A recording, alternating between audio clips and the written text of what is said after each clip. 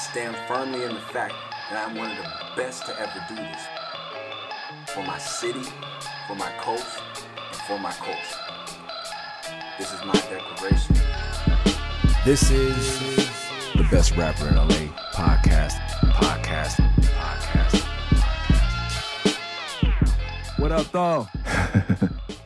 This is Murs. Okay. New album, most likely. Most likely. You picked this shit up because you a underground hip-hop consumer? Right. Or you just tired of me yelling at your ass out in front of the club? Oh, buddy. Either way, this good music. Oh, From buddy. Mid-City, LA, California. This was me. Jesus Christ, man. 1999. So what is that? I just turned 21.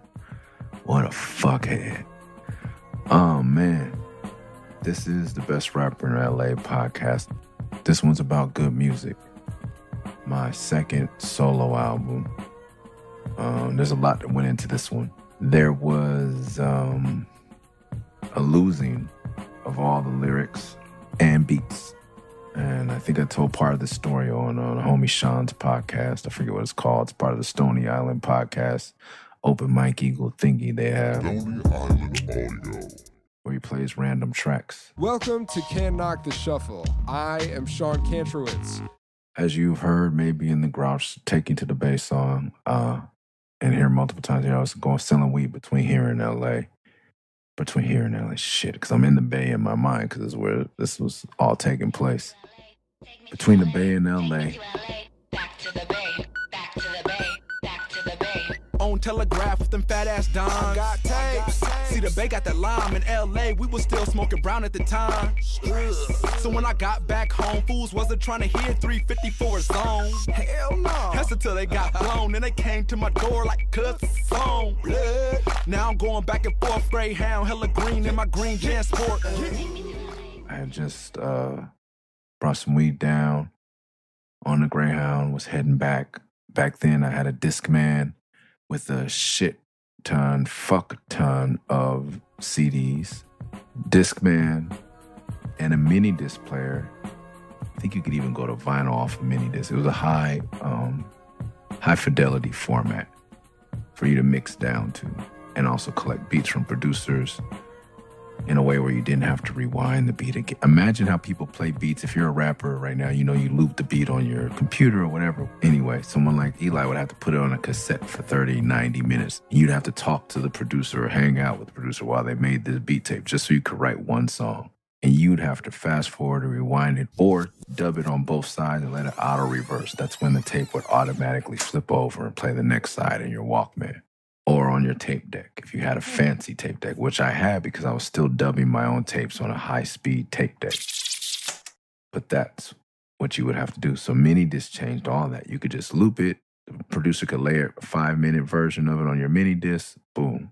You use a Y cord, which is 2 RCAs to an 1/8 inch, which is a headphone cord. Plug that into his whatever out, receiver out, or beat machine out. Boom. You're done. So I had a mini disc with all these beats.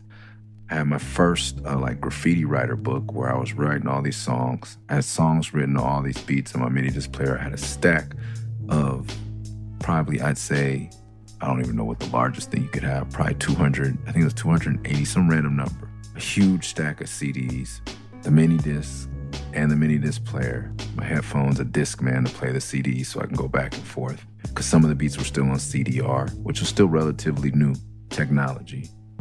But if you didn't have a burner for your CDR, I had a Discman, a mini disc player I could hook up.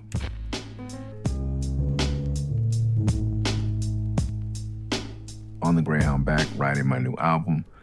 It's called Good Music. It's 1999, very, very pre-Kanye. He was still doing his 5 beats every day for threesome, whatever the fuck he's talking about. Oh, I always get mad at that line. That's so what, nigga? Who gives a shit? Lock yourself in a room doing 5 beats a day for 3 summers. I deserve to do these numbers. The kid that made that deserves that made back. You worked at the Gap, made beats in your mom's basement. Ooh, how edgy, how hardcore. Gosh. Y'all don't know my struggle. Not judging anyone's struggle. Everybody's struggle is relative. But fuck, when I heard that, I was like, oh, wow, really? Fool. The tears, the pain, ow, the anguish, the hours. making beats on the equipment that your mom probably bought you. Oh, your mom and dad pitched in, and gosh, nice warm basement by yourself with your own equipment. Ooh. He's a jackass. Anyway, I also have tapes. I stayed at my mom's house after I sold the weed. I still reinvested the money in tapes, bought some more tapes, most likely for real, good music. This is the thing, when you have a back catalog and your own label and you have no CDs, you have to keep the store stocked. Thank God. So I'm dubbing tapes for Access at this point, I believe. Yeah, for Access, which is mystic-journeyman.com. He's selling shit. ATAC with P-. He's selling shit. Point Blank Magazine was another place selling shit. Sandbox Automatic is selling shit. Certain stores through in LA that were showing us love was very many.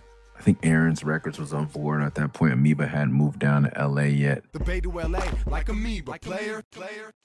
Amoeba Berkeley was still the epicenter where we were selling the most tapes, selling 50 to 100 of each album. So I had to buy 100 blank tapes, special edition. I had some with swirls on them. I had a solid blue one for real, or solid, translucent blue one, and another one for Back for No Good Reason. So like 3 different kind of tapes so I can remember.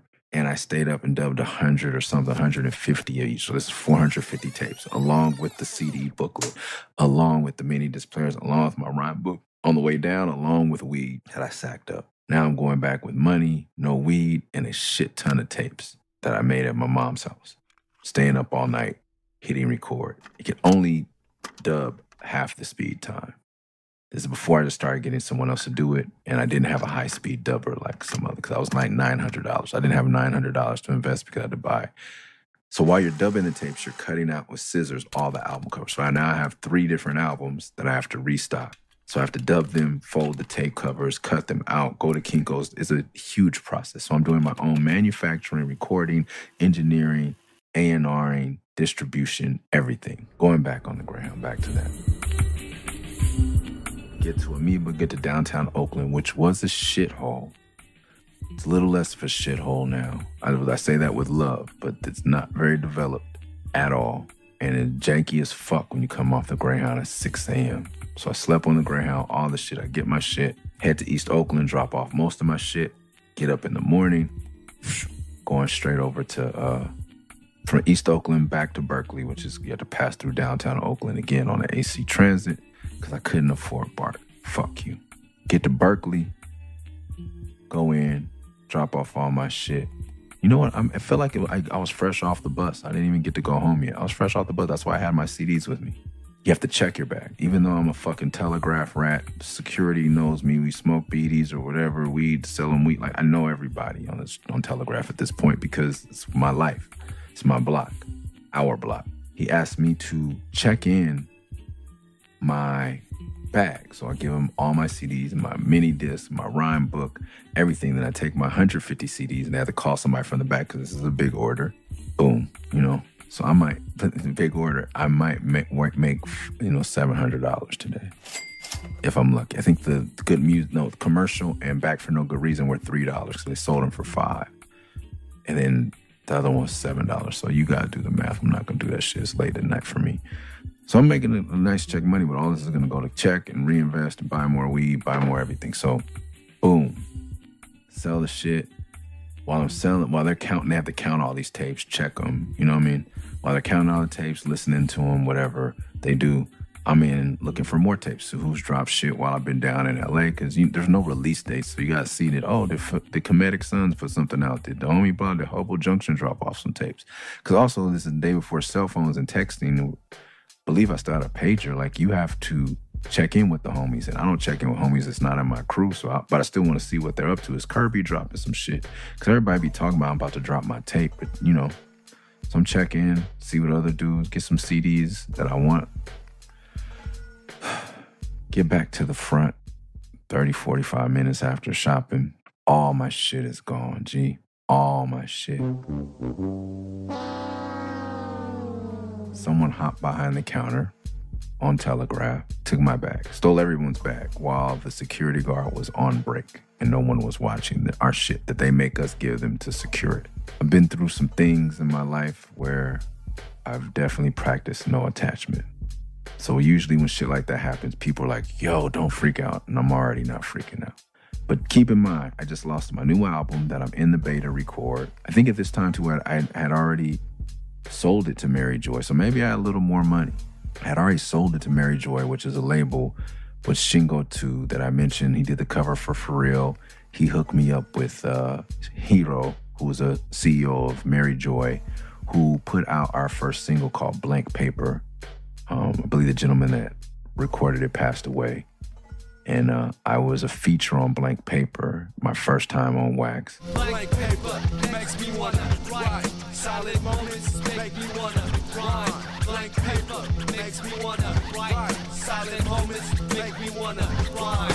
Now give me any instrumental combined with the pencil and a blank sheet. I guarantee that I create the beat. For them fools out there thinking that the underground don't got no heat, I'll come with some shit to run your punk ass up off the street. Thinking you an MC, more like Monty Cone Coward, get devoured over tracks. Get all up in your... And once Blank Paper dropped, Higo wanted to sign me and license my album, but only for Japan. So I would have the rights to sell this album to anyone in Europe, any other continent. He just had the territory of Japan. And I think they gave me a $5,000 advance, which is equal to my Strange Music advance 15, 16 years later. Go figure. And double what my Def Jux advance was. And that's for worldwide territory, just to let you guys in on that. And this guy only wanted Japan and license, and I owned the masters, and he gave me $5,000. The difference is between American business and everywhere fucking else. I was going to use that money to buy CDs, and I think they gave me half up front, so I had $2,500 up front. Have the album written, this album is sold, the beats are on these mini discs, the producers may or may not have these beats still. Everything is gone. Plus my CDs, plus my Walkman, plus my mini disc player. So it's about $1,000 worth of shit. My bag, gone. The owner of Amoeba, I forget her name, or Karen, one of the owners, she comes down, she apologizes to me. They don't even give me a gift certificate. They say, we know you had a shit ton of CDs. Go back in the store, get every single CD that was stolen, and we'll comp it. We'll comp headphones, we'll comp a CD player. Your music, I had studio sessions lined up starting that week with Eclipse 427. And I started from scratch. I rewrote the whole album. I have no idea what the album was gonna sound like. I don't think I reapproached any of the topics. It was a shit show for me. And that's good music. The original cover, I was working on it. I wanted E40 and Tupac, two people I think very highly of, if you know me, had done double albums. Everyone, and Biggie, three people I think very highly of, had done double albums. I was doing a double album. I was gonna be the first underground rapper with a double album. And I met someone who did CD-ROM technology, which was high, where you can include video on your CD. Imagine that. So I wanted to do 8 extra songs and some movies that I would film on my camera, because I started trying to do MCTV, which was a VHS underground hip-hop documentary video magazine that I did invent. I wanted to put up some of that type of footage on the CDs. Plus, I reinvested. I knew what the cover wanted. I was really in love with biracial girls. I had an idea, I had this vision of a new thing, and like Ohio Players, and having women on the cover instead of my face was a big deal to me. And I actually paid one of my homegirls' hairdressers to do the album cover, because I just asked her if she knew any mixed girls, because they were so rare at the time. She said she would pose for it. I didn't have to be there. She took a picture for me. I think Shingo drew it, and that was the album cover, a pencil sketch of a biracial young lady, kind of not in fetal position, just like knees up, a profile of that. Really beautiful picture, well drawn, and just said good music. I listened to this music, and that's not what I hear, but this is the idea I had for the cover before I had to rewrite the whole album. Simple was just a fucking... Contend, range your page, engage in acts of lust with a track and thrust back. The whack I crush and bust off a shot, too intense to brush off. Continue to feel my presence as this track cuts off. An ongoing scrimmage with anger's mirror image, much too graphic for the timid. Vivid depictions of me ripping myself in half. Even I felt the wrath of genius gone mad. Okay, so that was just me rapping. Very, introspective, but battle rap. Elusive produced that. According to Discogs. I'm going off Discogs now. So Elusive produced Simple. Then we got 24 Hours with the G. This was produced by This One of Double K. I have a song called Flowers for People Under the Stairs. It's out right now. Rock with me, y'all. I met that dude that's one in high school. He was cool with my homie named Michael, better known to the world as Double K. Back then, we would kick it like every day. Desi lived way out in San Pedro. I was hella far from West LA, bro. But he had dope beats and a 4-track. We would freestyle and record that. Yelling, who? You can stream it everywhere, and it tells that I went to high school with Mike. He introduced me to Thes. Thes had a house out in whatever beach area, city he's from. I fucking forget right now. Way out in San Pedro. He had equipment. Kid with 2 parents that has some fucking equipment and a lot of talent. And this is one of the beats. We have a freestyle tape. And when I first moved up to the Bay, when I moved to Santa Cruz with my first girlfriend, I would bump this freestyle tape because I think it was me, the homie Beck Timba, Double K, and Thes all at his house smoking beaties. Jazz Mac, Elad, smoking beaties on his balcony, smoking weed. I wasn't drinking then. I'm sure they might have been drinking. And we were 15, 16-year-olds, maybe 17-year-old kids hanging out in Thes's room and a freestyle session. And we had some beats. And this was a beat that Thes just kept in rotation. That tape is my ex-girlfriend played for her friend at the radio station in Santa Cruz.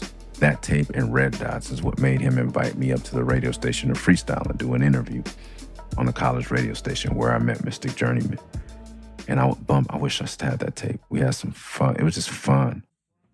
But I killed it over that beat.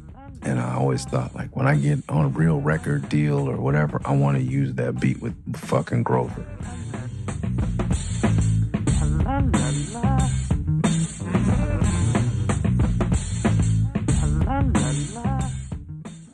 My good friend Murs. Oh shit, what's up? Picasso, fool? shout out to him for How cutting you this. feeling? Oh, I am just fine, my good friend Murs. And what are you doing with yourself on this bright and sunny Man, day? I'm just trying to do this new song with Chaos and Thes. That sounds like a splendid thing to do. Man, we having a little trouble though. Oh, trouble? What is the trouble? Well, shit. We ain't got the motherfucker to sing the chorus. I ain't got nobody to do that shit. What? Hey, fool, do this shit for me. Come on. Which would be no trouble at all. We have a whole back and forth, and then he gets on the mic. La la la la. Oh shit. La la la. Like that, nigga, do that shit. La la la la. La la la. Woke up about noon, gave thanks. Choose to be a So he doing a la la la la, and technically this is my first hit record, the first song that I performed until people liked it, but it was a nice thing for people to sing along. And everybody knows Grover, so it was an easy sell. 24 hours with the G, just a day in the life. And some starts with me, I think, meeting a girl and having to go to sell tapes to Jay Smooth, who had that was another mail order, B-Boy Kingdom. He would buy tapes from us, 20, 15, 10, 5 tapes, and he'd flip them. And let you guys know, like, it was like 20 cents per album cover. You go to Kinko's, you get an 8x11.5 thing. You try to design your cover where you could have 4 sheets. Me, I'm long-winded, so it was just 2 because I wanted to have my album and liner notes. Full color, both sides, so you can get 4. Oh no, one side. Shit, one side. I was tripping. Because I think color copies were between $1 and $1.69. They fluctuated. But like someone like Sunspot Jones stole, like Kinko's used to have these like clunky called key cards that were thick counters, like machine counters that you had to, before they had card technology, you shove it in. So Sunspot just racked one, and we had one at the outhouse. So you can go in with your own key counter and press as many as you wanted when they started having color copies on the floor. But before that, we'd have a friend called Soul Unusual, who was a rapper from San Leandro, I believe, that lived in the outhouse with us. And he worked at Kinko's, and that's how we would trade him shit for that. Or pay him aside, and he'd do free color copies for us. If you're watching this video, that means you've just been hired to work here at Popular Copy. Manuel, why were you late? Man, I got here when I could. Shit, you're not my fucking mom. So you spend $2 a tape, you sell them for 5 or 7, you're making $5 per tape. Jay Smooth would then sell it for 10, or Remiba would sell it for 10, they make $3 a tape.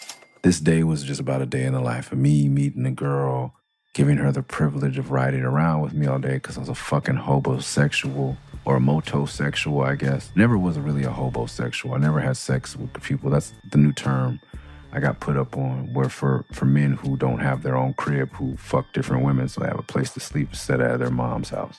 I would like sleeping at my own house, in my mom's house when I had to, but I did mess with a lot of girls with cars. Not solely for that purpose, but it always helped. So I definitely did depend on women I was dating or had met to take me to run my errands. During this is where all the high kicks and moshing came in. At this time, I was really in love with the break. There's like a hardcore rock breakdown in the song, kind of, where that switched up the beat. Now this is how I handle the day. First called the homie Jay down at B-Boy King to see how many new texts he needed me to bring in. He said shoot him dubs, so I called the girl I had met at the club, told her to come swoop me so I could get these ends. After that, dropped me off on the block, told her she could have the afternoon, kick it with a friend. And I would hate it doing the second verse because it's so off beat. So during the second verse, when the beat changed up, I would just rock out and like do the fucking punk rock jump and like skank across the stage and just go crazy. And then get out of breath. And then when it came back to la, la, la, la, get the crowd to sing. And by then everybody's all jazzed up and laughing and, you know, we're having fun. So that was my gimmick. And because I did that, after I did it one night at Maritime Hall, I think we were open for Outkast. We're gonna take y'all up a couple of flights on these elevators real quick from the ATL. And if you know what time it is, like shit, let somebody say ho, say ho, ho. Picasso's like slapped. He was our DJ, he wasn't a rapper. And Bizarro slapped a punk rock gauntlet on my hand, like the spike bracelet. It's like, you need to wear this now, which led to me getting one custom made for the end of the beginning, and I wore it for a while because I was performing that song for years and years and years after this. Next one is Zonin with Eclipse. Zone in. Microphone in to all my living legends, ripping shows off the hen. I'm zoning. I'm just talking about conscious rappers. At that time, I become fed up. A lot of the rappers I grew up thinking were gods and earths and righteous were just scumbags trying to have sex with white women by preying on their self-esteem and calling them the devil. And that's peace, God. How you doing? And, you know, living off their fans and just real shitty people, bro. You know, not living what they were talking about and it was bullshit. So that's the kind of dissing them and the hip-hop heads, once again, who thought that they knew real hip-hop was because they were conscious and woke and black or privileged and white, and they judged people who made ghetto music. Like I said before, I wasn't a huge fan of Puffy, but I respected him. I respected all black men creating this art because this is what it was for us. You know, it's our device to help elevate us out of the circumstances we've been thrust into by no fault of our own. And for people to say that it's not hip-hop just pissed me off. So that's kind of what Zonin is about. LA Story, I recorded that on Central Avenue. So yeah, this is after Higo gave me the money. I've been in Japan once. I bought a Roland VS 840 that recorded on zip disc, and I recorded this album. Yeah, because after Blank Paper came out, he flew me out to do some shows, gave me the deal for good music. So this is LA Story. My brother is a huge individual. This time, probably 6'4", 300-something pounds. He had a nice Ford Bronco, which I eventually crashed into the Knicks check cashing on Pico and La Brea. You can still see the damage to the wall now if you ever want to drive through LA. The white Bronco is spotted. Took a trip. He had two 15-inch speakers in the bag, all these amps. And I would go places with him. And just talking about being on Crenshaw on a Sunday night, niggas tripping. My brother, like, I never understood, like, man, all you guys are going to hang out in this parking lot on the corner of Crenshaw and Exposition and wait till, A, the police come and tell you guys to move and arrest a couple of you. And then you guys always drive down to Crenshaw and Imperial or to Crenshaw and Manchester to the rallies or checkers or whatever that is over there and hang out in that parking lot until they kick you out. Then you guys all drive back up to this parking lot. It was like a thing. Gave us a ticket for the bump off Crenshaw and Exposition. Broadcasting at WCO with 50 feet without the proper permission. He pulls us to the side to give us a lecture. I really ain't trying to listen. Wishing it wasn't broad daylight. So we smoked this motherfucker through his body in the trunk that we be way right. Looking at myself, about 45. I was my brother and I love him and I want to hang out with him. But at the same time, I don't want to get shot. I don't want to go to jail. But if he's going to get shot or go to jail, I want to be with him. So, you know, it was like a time. And then, I like hanging out, but those girls weren't into me. I wasn't into those girls. Those dudes weren't into the same shit I was into. They're all very well-dressed, manicured, pretty boys or gang members, whatever. I wasn't into that shit. But I like smoking beaties and listening to rap. This is just a story of us hanging out on a Crenshaw, if I'm not mistaken. Really offbeat, really upbeat. Who produced this? It's 4-5 ACP. This is my friend who, I don't know if we've talked about him on here, but sheesh. We met in winter session at Fairfax High. He was a tagger, I was a rapper. We were both from the same area. Somebody died in winter session, so we didn't really get to continue bonding because they just canceled winter session because there was so mass amount of fights because they let kids from different neighborhoods sign up for whatever high school they wanted to go to for winter session. And there was mad fights, mass shootings, stabbings and shit. From my understanding, it wasn't the time of the internet, I couldn't find, but I know someone died at Fairfax High about that shit. Kid came in, you know, brought his gun to school, threw his backpack on the fucking desk. Bullet, gun went off, bullet. Hit the chalkboard, I think grazed the teacher, and shot the kid behind him directly in the head, killed him. I seen motherfuckers get beat with bats and crowbars outside. Shit was wild. And that was, as you hear me rap about an upcoming album, that was a time where a gangbanger I knew that I thought was the coolest guy was gonna put me onto the neighborhood gang. And he said, look, you can rap, you're talented, you're smart as shit. I'm not gonna put you on today, but tomorrow, if you want to come on, get put on, you know where we're at, come to the donut shop. I'll put you on. I'll give you a day to think about it. And I think the next day, it was the kid got shot, or that next period or something. It was weird. And I was like, nope, this is not what I want to do. And I met 4-5, who was going by Nober from Nothing But Trouble Gang at the time. And he produced. But I lost touch with him. He wanted to rap with me. He had an SP-1200. Years later, I meet my best friend Terry, who I rap about on every album. And we went to see Pulp Fiction. The dudes I was with didn't want to see Pulp Fiction. I used to know Terry from the record store, and he was like, where do you live? I was like, I live on Meadowbrook. He's like, I live on Cloverdale. We'll give you a ride home after we see Pulp Fiction. Greatest movie in the world. Hamburgers, the cornerstone of any nutritious breakfast. He gives me a ride home. I start hanging out at his house one day. 4-5 at Nober pops up at his house. I'm like, what's up, cuz? He's like, what's up? And I'm like, oh, shit. And they're like, and Terry's like, how the fuck you know Damien? I was like, Nober. And they started laughing because that, you know, that graffiti was some weird shit to a lot of these dudes. They didn't call him by his graffiti name. They call him by 4-5, which is producer name and whatever half-ass gang name. And so me and 4-5 started doing music together a little more. So this album was produced by 4-5. So of course I'm rapping about Crenshaw or something there because that's where we would all hang out. Next track is Never Eat, which is a song I made. Elusive gave me the beat. It's a song about eating pussy, which I became very fond of at this period of my life. I was on the app, so you know I'm selling tapes right. Then this girl passed by with hella body. Damn, I wonder what her face like. We crossed paths again, she looked good, I like the vibe. Wonder what she tastes like, but kept it to myself. Asked the name, no games, just some conversation. We talked 10 minutes. But I always loved DJ Quick, and he's one of the few rappers I knew that rapped about it. Now that ought to tell you right then and there that I'm a true motherfucker, so you better beware, cause when we're hugging and kissing and you wanna get mushy, girl, you best be prepared to fuck, because I love black pussy. I can't help it because I love black pussy. I got to have it, just like a rabbit. Black pussy. Everyone else thought it was gross and weird and whatever. I thought it was something you should do to please your woman, you know, maybe, I don't know, so have some psychology, Oedipal shit, you know, or whatever. Just pleasing a woman is very important when you grow up in a single parent household because it's your only parent. You want to keep your mom happy so he doesn't beat your ass. And somehow maybe that translates into pleasing your partner for a heterosexual male. I don't know. I don't want to get into psychology. I don't get paid for that. But really into it. Definitely thought there should be more songs about filleting women because Sweet Black Pussy was one of the best songs I ever heard in my life and still is. And the beat was so dope. It had the low end and I knew it would bang in my brother's truck. Man.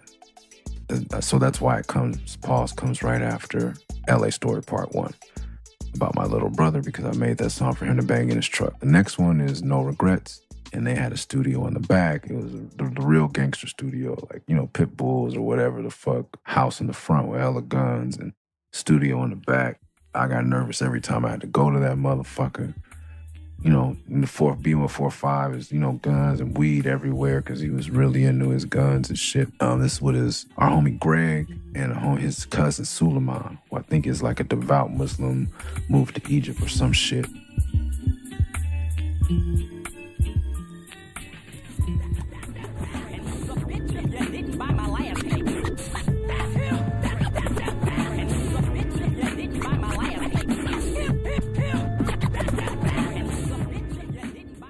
Bizarro did those scratches. But I had to buy Mystical Unpredictable on vinyl, and I had to buy E40 Element of Surprise.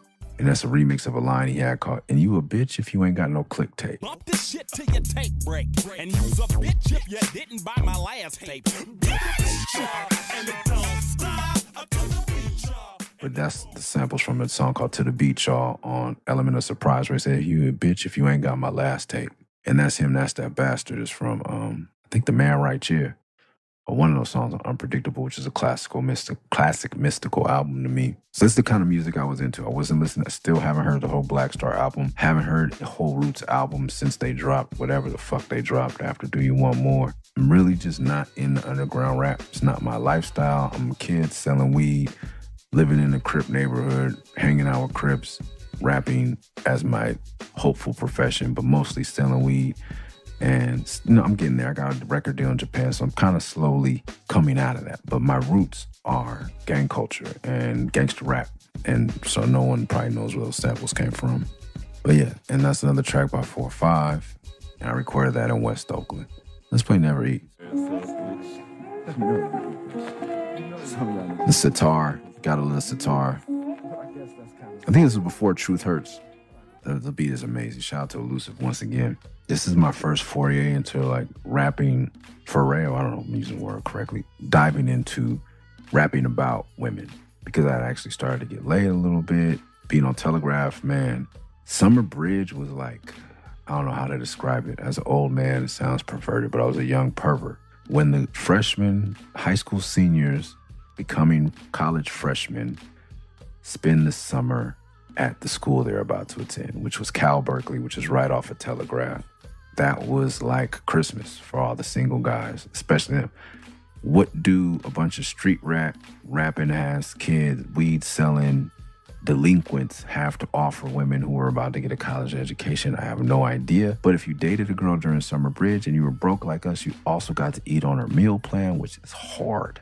That works. Plus, you get to hang out in dorms where people buy more weed and maybe buy tapes and you can hand out flyers to your show. It's a dream come true. This is me rapping about meeting one of those girls, kind of. I was the impetus, the inspiration for that song, along with the beat being what it was.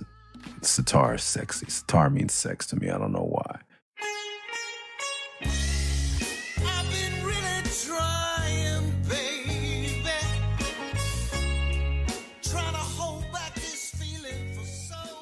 Now, after that's him, we get to LA Story Part 2 is me freestyling about a time. Somebody on Twitch asked me what was the bravest moment of my life. And this is one of them. Random tag bangers, random Crips. We all got together because those are the only people that smoke weed. We decided we were going to go beat up some people from a rival tagging crew at another school. So hop the fence at our school, take the bus, or we walked to another school. We're doing something illegal. We're truant. Could have gone to jail for that. God is real. A couple of us have guns. One of us has a taser. I don't know why I'm talking like that. It's not like I'm talking in nonsense terms. Two of the dudes two of the Crip dudes had a gun, or a gun each. I think, yeah, they each had a gun. The homie Melvin had a shocker, and I had weed. Definitely all of us could have gone to jail. And random graffiti paraphernalia. And pipes, weed, you know, all the whole shit. I think I was carrying a hatchet at the time in my backpack. So I had a hatchet, some weed, a lighter, and a pipe, and some Mean Streaks markers, maybe spray paint. Homie had a shocker, other dude had burners. We're smart, so we ditch all of our shit in a bush before we hop the fence to go. As soon as we hop the fence, the other dudes start running. Then they run and tell their security guards at school. So they run in to get us. Their security guards run, so we hop. I get to do my infamous, like, juice, flip over, grab the other side of the fence, flip your legs over, jump. It's like a fucking, I say 15 foot to 20 foot fence. And at a learning institution We're running across the street, standing outside now laughing. Some chola rolls up on us like, where the fuck you guys from? And I was like, oh, it's like a random nigga. So I'm like, whatever I'm claiming at the time. I hit her up, blah. The other homie hit her up, blah, blah. The other niggas hit her cuz, blah, blah, blah. But it was like a roll call, like, because everybody was from somewhere different. It was like 4 different sets. And then she like looked confused. And she goes, this dead is, I thought she said, with that West Side Carpenters gang. And we're all, we're black kids. Her gang is from East Los or some shit. I was like, we're like, huh? And she said, fuck you, I never heard of your shitty ass gangs either. And left. But they had pulled like they were about to pull the burner out. It was a primered out lowrider station wagon. I'll never forget it because I thought we were dead. Later on, I found out that she was from Dead End Harpies, which is a serious ass gang. And the dudes in the car, there are dudes in the car, but they didn't say shit. They were just ready to smoke us if we said some stupid shit. And we did say some stupid, it was just such an awkward moment where we banged on them and they banged on us and we both didn't know what gang they were talking or couldn't understand. It was like a cultural differences, like an impasse. And it's like, fuck it. And then, so then we went across the corner around into the bush. Dudes grabbed their gun. We're walking, and I swear out of nowhere, they turn around and sock one of the dudes in the face that was with us. But none of us are real friends. Me and Melvin are the only two that are really friends. But we're only friends because we see each other on the bus and we both write graffiti and we like Gang Starr. That's the only, and we smoke weed. I don't know where he lives. I don't know his last name. We just see each other and like, he's like, hey, we should wear our pant leg up like Guru did in X-Girl in the Next Girl video. Yeah, that'd be tight. That type of shit. Oh, you see that just came out? That's it. We don't even shop at the same record store because the record stores you shop at is dictated by what hood you live in. He lived in Playboy hood, so we didn't go to the same record store. He had the shocker. Dude hit him. Dudes with the burner bombed on his homie. He took off. I'm like, nigga, you talking about shocking somebody all day. You didn't even shock this nigga, man. What the fuck? And then they pulled out the burners and put it to the little homie's head. And it's like, yo, we don't. And I was like, yo, I can't let you, I'd stand some stupid fucking square Jesus shit. Like, I can't let y'all shoot him. Trey from the Boys in the Hood, okie doke, dumb shit. Y'all can't shoot him, man. That ain't right. Come on, leave him alone. I ain't gonna let y'all shoot him. I ain't gonna, let me out, though. I'm like, I ain't gonna let y'all shoot him. I ain't gonna let y'all shoot him. I ain't gonna let y'all shoot. Y'all can't do that. So they're like, oh, okay, nigga. And they cock the burners and they point them at me and they're like, now you run, nigga. And I'm like, come on, man. Run.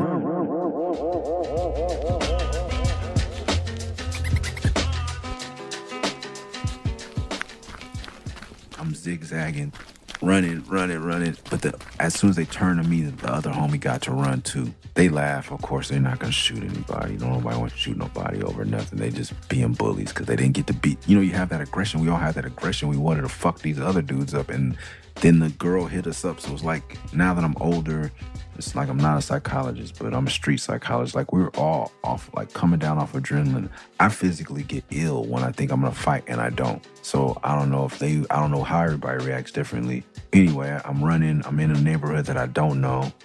I run into, thankfully, some of my homeboys that I went to elementary school with. These are the kids now that I checked back into a LA Unified school. I'm not cool. I'm a weirdo. So even though we were best friends in 3rd grade, had hella sleepovers, they've been to my birthday party, they know my mama, they don't talk to me. They literally do some cool, like, 80s sitcom bullshit to me where I can't sit at the cool table anymore. Not that I want to. But like one of them, like, I know, like, you still listen to BDP, bro? Like, come on, let's just be hip-hop. He didn't want to be hip-hop. He wanted to be a fake-ass gangbang. And here we are 2 years in high school on different sides of the fence. Now I'm really hanging out with gangbangers and he's fucking girls because they think he's a gangbanger. So he's taking these girls, about to go to this girl's house. I was like, hey, I won't say his name. I'm like, hey, bro, y'all gotta let me roll with y'all in this house real quick. And he's like, what? I'm like, yeah, these niggas from blah, blah, blah is trying to shoot me, nigga. I'm about to die, cuz. Like, let me come in the house.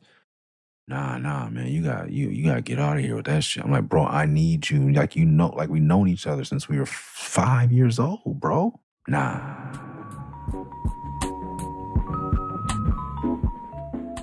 I'm like, fuck. Like, at least tell me how to get out of here. Like, where's Pico? Like, I'm in West LA, nigga. Like, I gotta get to Pico. Let me get to Pico. They go off this way. All right.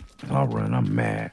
Years later, though, one of those niggas had an artist And I was popping, and he wanted me to do a feature. He kept saying, meet with Murs. I was like, fuck no. Fuck you. I held that grudge for good reason. Fuck him. I tell you I'm about to die. You tell me I can't hang out in the house for 15 minutes? You the fault, nigga?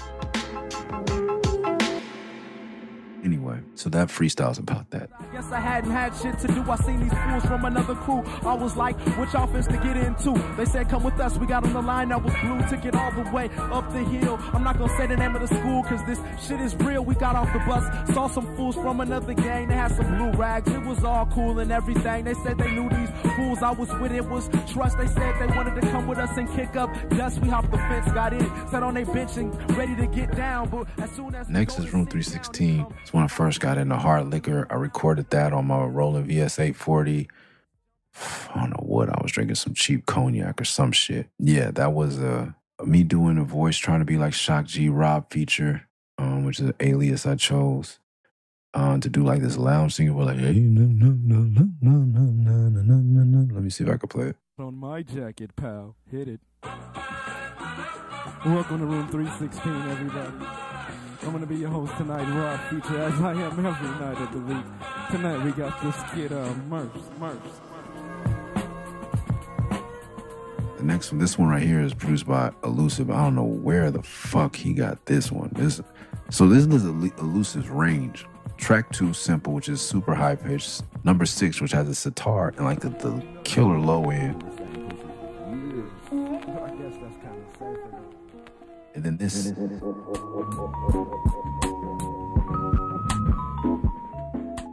So I walk the streets, wonder what's on the horizon.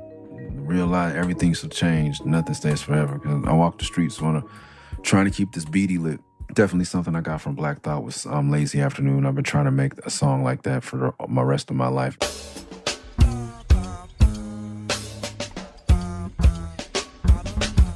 And Suck a Nigga by Q-Tip or Tribe Called Quest. Hey, suck a nigga, whoever you are. Hey, suck a nigga, whoever you are.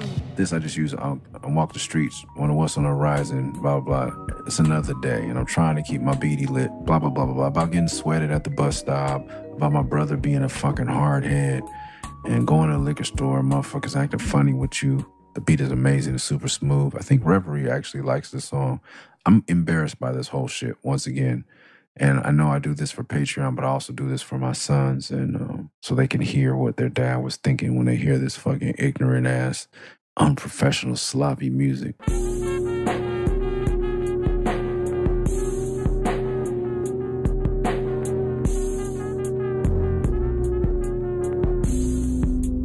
right, this next one is Mystical Way. So Bruce Hathcock is a singer, he knew Elusive. And Elusive and his brother Josh, who's playing the horn on Mystical Way, they had this beat they were in Hyde Street Studios doing this song, and I was like, yo, I did these songs for you, Elusive. Let me get this for my album, because I wanted something with singing on it, because I'm in the gangster rap. It's not Nate Dogg, but this is as close as I'm gonna get to Nate Dogg. Not to say that Bruce isn't as talented, it's just not the same style, but I wanted some vocals on my album. It's a mystical way with a cold cliche. Who's getting what they deserve anyway? You made yours, but in how many things? How many lies did you have to say? It's a mystical way with a cold cliche. Who's getting what they deserve anyway? You made yours, but in how many things? How many lies did you have to say? It's a mystical way with a cold cliche. Who's getting what I think somehow Elusive let me do it. I just freestyle, fuck up the whole song. Eli has a dope ass verse. Bruce's hook is dope. Josh plays the horn dope. And Elusive killed the beat. I shouldn't have freestyled. I should have wrote something, but I thought I was dope. Bruce now lives, his son is a dope ass rapper from LA. I think he goes by Low Class. Bruce now owns Legends Barbershop, the infamous Legends Barbershop on Fairfax. His brother Goose runs that, and Bruce runs Legends in Sydney, Australia now. Really successful, very dope barbers. And Bruce was also signed to Mo Thug Entertainment with DJ Unique and sung on multiple various Mo Thug releases. Bruce Hathcock also has albums and shit on streaming. He's talented as fuck.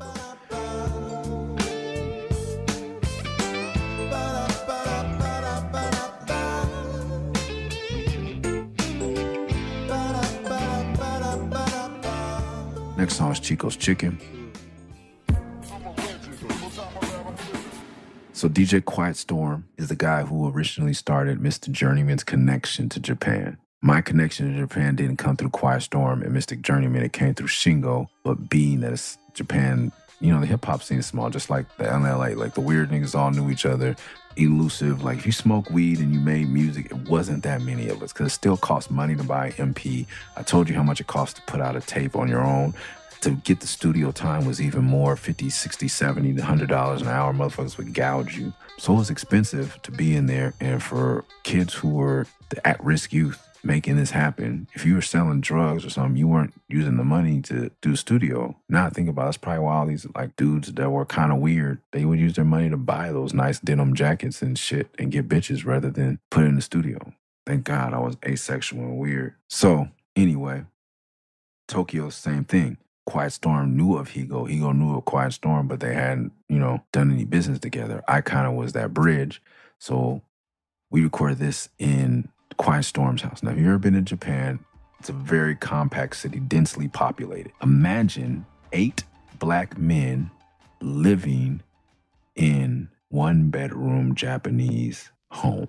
It had an upstairs and downstairs. Rob and his wife, Chico, DJ Quiet Storm and his wife, Chico, lived upstairs. There was 1 bathroom, I think 2 cats, and we all slept downstairs in the kitchen and living room on the floor. Grouch, Eli, me, Aesop, Sunspot, Lucky. I don't think Arata was with us. It's before Bizarro went on tour and before Scarab got out of school. That's a lot of motherfuckers, man. 6 grown men living, drinking, smoking, shitting, eating, fucking, all in this place for 3 weeks. No hotels. No, sir. I don't know when we're gonna get into Japanese stories, but there are some fucking stories.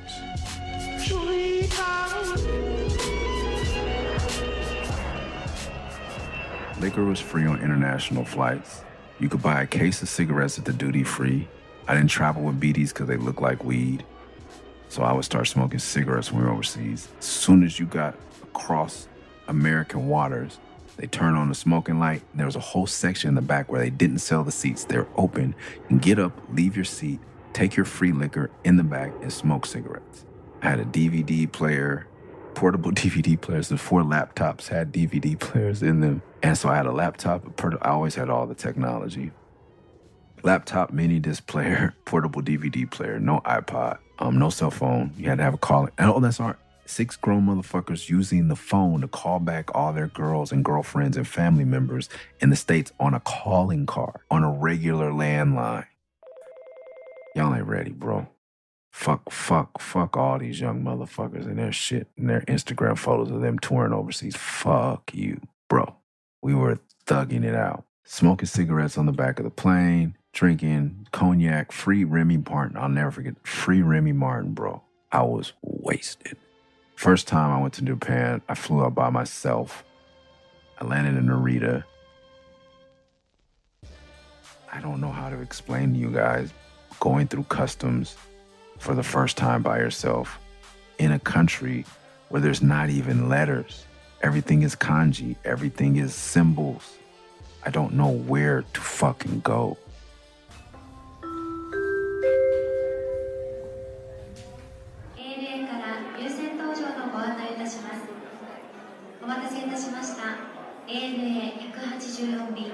To Los Angeles, please proceed to gate number 55 now. I figure it out. I get on the Narita Express to Shibuya. Place to cross the crosswalk you see when they describe Tokyo where there's like 1 million people, 1 million lights. That is the station I get off at.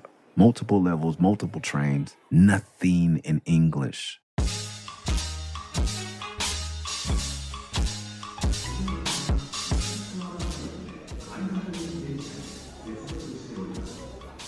The Narita Express goes to Shibuya Station. I get off with my bags.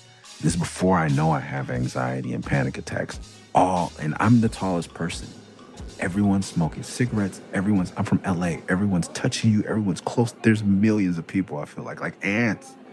And this is in my mind. And I'm like, so I just start screaming, move, cuz, move. I'm just like bullying my way through here. I don't have a cell phone. They say they're going to meet me at the north exit. Which way is north, bro? There's no sign that says North Shibuya exit. I'm lost. I'm freaking out. They're supposed to pick me up at... I called 18 hours ago when I got on the plane from the airport and said my flight lands at this time. Quiet Storm, who I never met, tells me, take this train, do that. We'll be at Shibuya Station to pick you up. I don't have money for a hotel. I don't speak the language. They're just supposed to pick me up at Shibuya Station. I don't see them. Finally, I hear someone call my name. I turn. It's a white guy. I'm assuming it's Quiet Storm.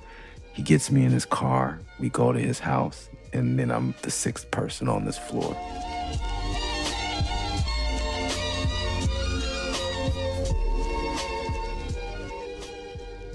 Japan is everything I thought it would be. The clubs, the women, the anime. But I'm an original anime before you could, when there was 3 anime selections at Blockbuster, Fist of the North Star, Bao, and Akira. You had to mail order and pay big money to get VHS, and then you couldn't even play those. You had to have a VHS player that played Japanese VHS tapes before you could just break the territory code on your DVDs. And then even then, when you had an Apple computer, you could only play DVDs out of the region 5 times before it permanently converted to the region you were playing shit in. Don't fucking tell me about anime. But I made it. And I had the time of my life. I got my first record deal. It was phenomenal. We went to nightclubs, we met women, we had fun. So Aesop, they had replica guns that they wouldn't sell in the U.S. This motherfucker bought a replica gun, went through Quiet Storm's neighborhood, and it was called Nakameguro. In Nakameguro, shooting people's cats with a pellet gun. We go back inside, we get a knock on the door, and it's like, yo, it's the police. Oh, shit, God. I'm like, damn. We have to send Quiet Storm down there because we don't speak the language, right? The police says, yo, there are reports. Can I see the guy that, you have a black, basically, sure he said, you have a black guy, Kokojin. You have a black guy living here. Nihonjin is, Gaijin is white. Nihonjin's Japan. Nihon's how you say Japan, Japanese. And Kokojin is like black people. Me and Aesop come outside because we were the 2 walking through the neighborhood. Rob, Quiet Storm, is translating for us. He's like, ask them if they have a real gun. We said, what? We playing dumb, like, what, why? Quiet Storm, we say, why? Or what, why? I don't remember that. And he looks back, turns around, looks at us and goes, because if you guys have a real gun, he needs to know because he needs to go back to the station and check his out. And then he'll come back with his gun. He got a report of 2 black men walking through a neighborhood shooting cats. He rode up on his bicycle that went bling, bling, bling, bling, bling, bling. That's how Rob knew to come outside or come downstairs. Imagine if America did that. And we're like, no, it's not a real gun. We showed him. He's just like, don't do that anymore. And left. It's one story from Japan. Ah, man, I could go on. They had a club called Harlem. We went to Club Harlem almost every night. Went to other hip-hop clubs. We just grabbed the mic and hop on the bar and start rapping to try to sell tapes. Then we went to Manhattan Records, to all these record stores, and took our cassette tapes and sold them for yen, to buy machines, to buy headphones, to buy tapes. Man, it was 3 weeks of some of the best times of my life. But when I look back into it, it wasn't that fly. But it built something. So this song called Chico's Chicken was recorded in DJ Quiet Storm's house on his equipment. I feel like that he's not credited because he did this. The one that's not credited on Discog. I can help Discogs out. That was Quiet Storm on the beat, I think. Because he did that final I'm a Legend. On top of that, I'm living.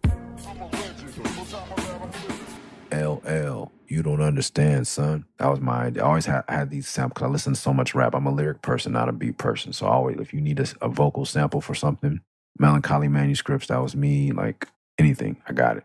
Red Dots, I'll tell you what to scratch. I know what song it is. I know where it is. Back then, you had to have the wax. Quiet Storm sampled that, made that beat, and I wanted this because I referenced Jackie Estacado, who was a protagonist in a comic book on Top Cow called The Darkness. M-U-R-S, the bravado of Jackie Estacado, The Darkness. And The Darkness was my favorite comic at the time. I had read every issue, and I thought my verse was so dope because I got to put the bravado of Jockey Estacado, The Darkness, in the intro. And so I wanted it for my album. They gave it to me. We named it Chico's Chicken because we're a bunch of black men, and of course we're genetically predisposed to liking chicken, even when it's not fried. And Chico made the most amazing chicken. Oh my God. Rap Above Average and I Ain't Shit. I got to sample Jay-Z from Volume 1, which is one of my favorite Jay-Z albums, while I rap Above Average and I Ain't Shit.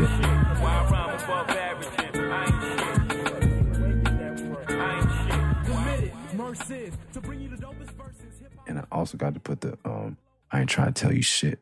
I'll tell your mama you ain't shit from Juice, from Tupac. Amazing. I ain't shit. I ain't never gonna be shit.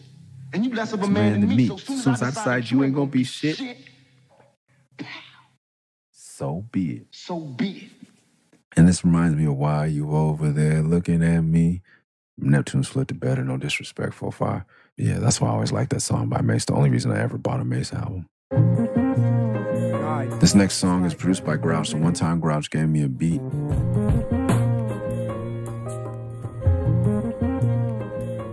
It's really hard to get beats from Grouch and Eli and everybody. No, he recorded this in Grouch moved out of the outhouse. I think he had just started dating his soon-to-be wife, now ex-wife, I believe.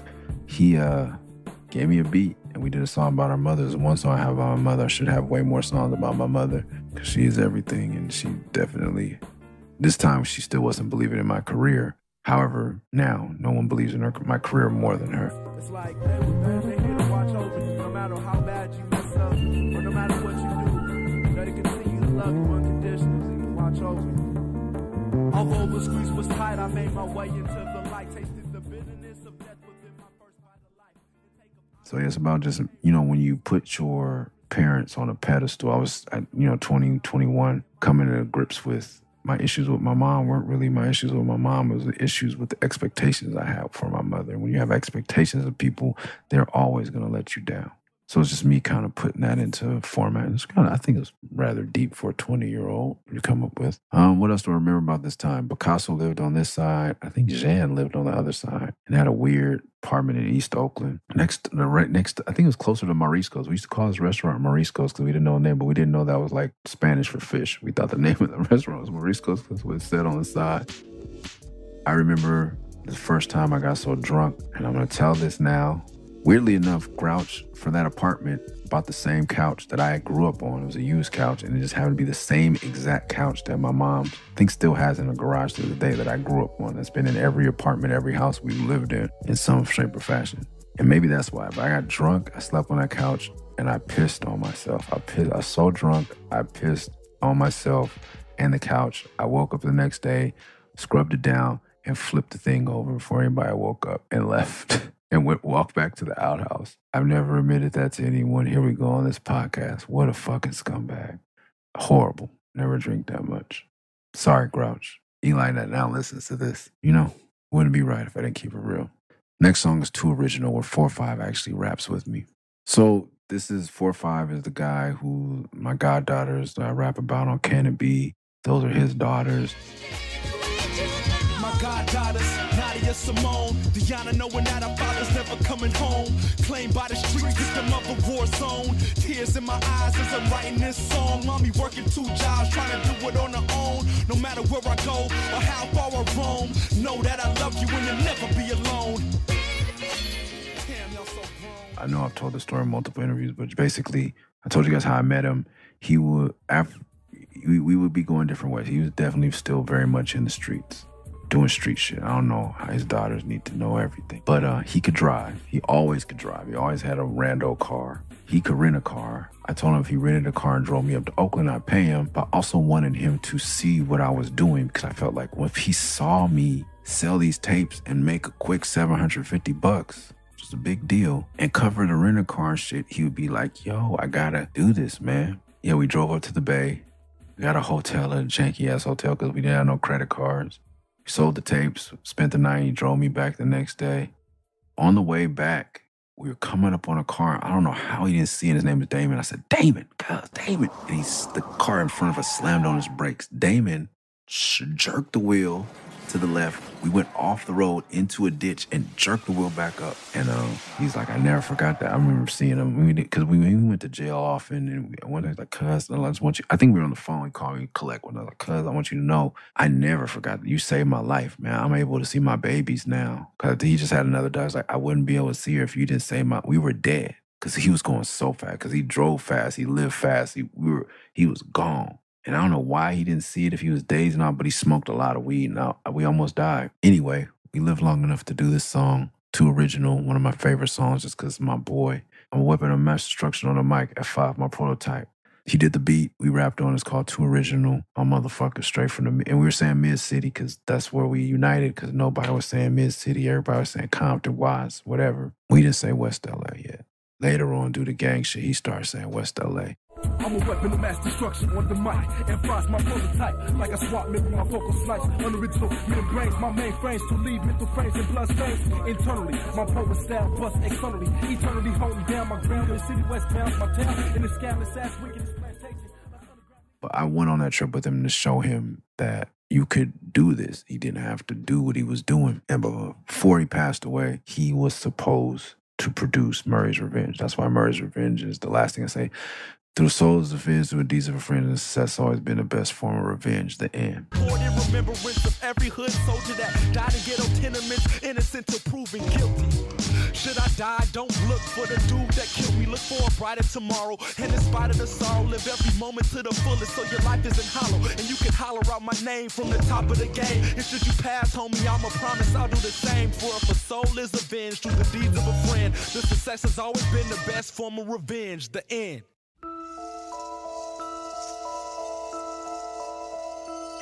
Because he didn't get to do it. And I never thought, he was a street dude and his beats were very hood and black. And I knew that my underground fans that I had built wouldn't be responsive to that anymore. Once I did The End of the Beginning, I started to get acclaim and we did Felt. And then I did 316, like people wanted that boom bap, but that wasn't me. That's not where my heart is. You know what I mean? I love it. I love boom bap hip hop, but that's not where my heart, it's not where I'm at all the way. And I was like, we're going to do the next one with you regardless. So they're just going to have to accept it, me and you. And he started a label called Money First. And I was helping, shooting the money to get, because he was signing kids from the neighborhood, getting them in the studio too, like really trying to help the hood. And I was funding it. And then he got smoked. And it was then. But that's one of my favorite memories because it's what I have of my boy. Yeah. Next song is LA Story Part 3. And that's what Lucky I Am at 427. I don't know why 427 is on LA Story Part 3. He's not from LA, but Lucky raps about hanging out at Tolo's house. And we told you a story about Lucky. Lucky lived 2 blocks south of me on Meadowbrook on the same street. We didn't meet each other until we were in Santa Cruz years later. So he raps about growing up in our neighborhood. I rap about, oh yeah, I don't bang. I rock the good rhymes. One night I was walking down Pico in a little neighborhood gang. Dude was even from where I hung out on Coverdale and Pico. I'm from Meadowbrook and Olympic and La Brea. It's a different gang, different neighborhood, basically. Before the big gang swallowed up and kind of corporately, what's it called? Hostile, I hate that term, took over the other gangs, little gangs. The prep gangs got swallowed up by the big gang. This is one of the dudes that was still claiming one of the prep gangs. My brother my brother, like I said, he was a bigger dude. So for the younger kids, my brother was a bully. Like he, intimidated a lot of these little motherfuckers. I just had a cell phone. I was getting my little rap money on, I think. Or maybe not. Maybe I had to go back to T's house and call my brother. But dude took off his shirt on me. Nigga, this blah, blah, blah, blah, blah. You don't know, nigga. Blah, blah, blah. Like, hit me up. I never get hit up on Pico. You better not even, tattoos showing a nigga better never look. Like, that's for real, bro. I'm like, what? Nigga? Like, who? And he's claiming my hood. Like, down on Pico, there's nobody. He was from Fairfax Posse gang. And I was like, bro, you better roll that up. Like, I know he was a little homie of one of the dudes I grew up playing basketball with, selling weed to. I'm like, smoking weed with. I'm like, bro, you better roll that up. I don't give a fuck who you know, nigga. Where you from? I'm like, bro, I'll beat your motherfucking. I'm like, how old are you? Like, nigga, blah, blah. So I was like, man. And T was like, man, just leave it alone. When I'm with Terry, like, Terry's definitely turning me down all the time. And I went home. And I was like, I got his, and he told me, I'm blah, little blah, blah, from, I'm not gonna say who, I'm little blah, blah from Fairfax, nigga. And I was like, all right, cuz, cool. I probably didn't even say cuz to him. I don't want no conflict, no problems. Turning it down. I get home, I call my brother. I'm like, hey, do you know such and such? My brother said, hold on. Pulled up with him in the car. Little dude got out. I'm so sorry, homie. I didn't know your brother was big, blah, blah, blah. So that's what that verse is about. Little motherfucker. On my way to the store, this little nigga hit me up. I just looked at him crazy. Fool, you don't know me. I used to serve sacks to your big homies when we was your age. Shut off acting silly, about to make the front page. No heat, no chunkums. Thinking to myself, one punch. I see some shit in my growing up times, been throwing up signs since elementary, lunch line, first confined, and convinced every nigga's a potential threat. Before you're 21, you face potential death. That's Eclipse 427 did that beat. I'm pretty sure he did My Story.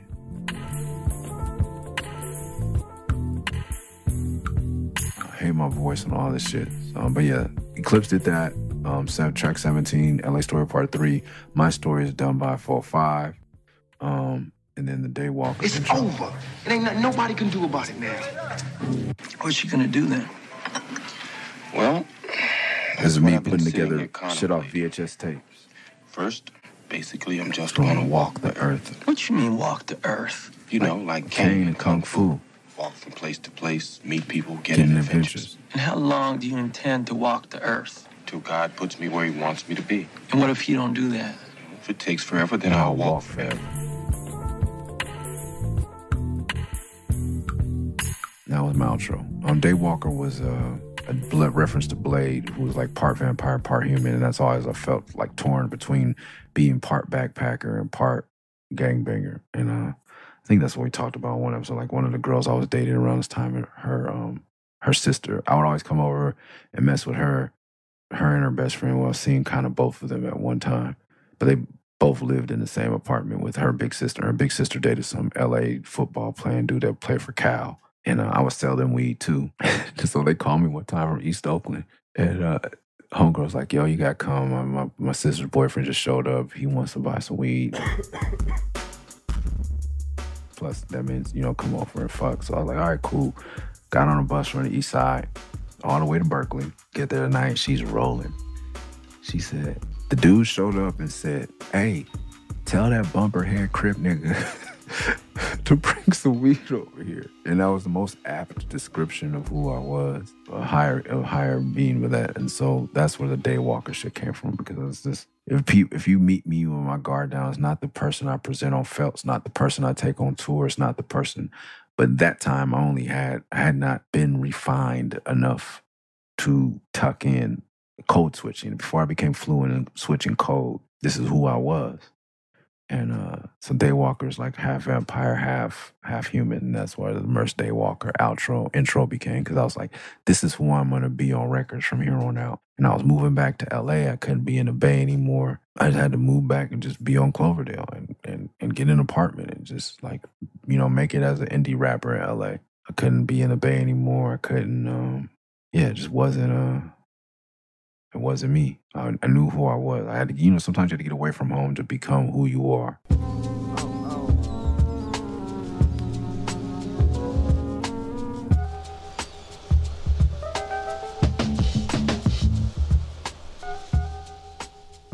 And this is what definitely takes us hard into Murs Rules the World. This is been good music. Oh shit, the bonus CD. If you could find it, bro, and you want to buy it, it says the lowest price it's selling for is $5. Median is $12.98. $18.49 is the highest. If you could find the original Mary Joy pressing of that, man, it had the second CD, and it had my idol, Walker Martin, who we've talked about here, who owned the record store, who was the funniest dude, man. God bless his soul, man. Yeah, man. He was my idol. He was one person I look up to. He helped me out so much. He's on there. My brother's on there. The truck with the beat on there. Him playing Never Eat, track number 6 with the bass is on there. All these little clips, man. I can't find them on YouTube, and I don't have the CD anymore. But Yeah, it's a pretty interesting CD-ROM. I don't even know how you get the data off of that now. The extra songs, I don't even remember what they were, bro. But they were mostly produced by Elusive. They were old, like Log Cabin Part 2 shit. Like Nose, who was in a group called Us Pros with Very, and a guy named Tim Sears. So dope. His voice is so dope. Tim Sears. Damn, I haven't said that name in so long. So it's like people from Us Pros, Eli, Tom Slick, who drew the alternate cover of Good Music, which is on Spotify now. He drew that for me, my best friend at the time, and DJ Jeremy Ammon, a.k.a. Tom Slick. He's rapping on there. Elusive did a lot of beats. When Elusive was going to SF State, we recorded at his house. Yeah, those are the songs. I don't know what songs on there. There's videos on there. And I think they haven't pressed this on vinyl. This might exist on vinyl somewhere because everything is on vinyl. That's it, y'all. Yeah, best rapper in LA. Thank you for tuning in. If no one told you today, I love you. Peace, peace, peace.